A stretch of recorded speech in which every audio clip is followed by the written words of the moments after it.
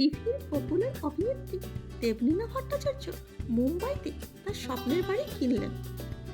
অভিনেত্রীকে পূজা বিধিরীতির নিয়ম মেনে এই বাড়িতে গৃহপ্রবেশ করতে দেখা গেছে। যদিও তিনি 2022 সালে মুসলিম ধর্মাবলম্বী সানোয়ার শেখকে বিয়ে করেন, কিন্তু তিনি জন্মগতভাবে হিন্দু ধর্মের হয় এখনও হিন্দু পূজা রীতিনীতি মেনে চলেন। আর এই নিয়েই অভিনেত্রীকে প্রায়ই ট্রোল করা হয়। দেবলীনার বর্তমানে একটি ছেলেও রয়েছে। সাত নিভানা সাথিয়াতে গোপাল চরিত্রে অভিনয় করে দেবলীনা খ্যাতি অর্জন করেন। দেবলীনাকে মাথায় কলস নিয়ে হোয়াইট কালার শাড়িতে বাড়ির ভিতরে প্রবেশ করতে দেখা গেছে। সিম্পল লোকও অভিনেত্রীকে খুব সুন্দর দেখাচ্ছিল। পেছনের হাজব্যান্ড সানোয়ার শেখ ও তাদের একমাত্র ছেলেকে দেখা গেছে।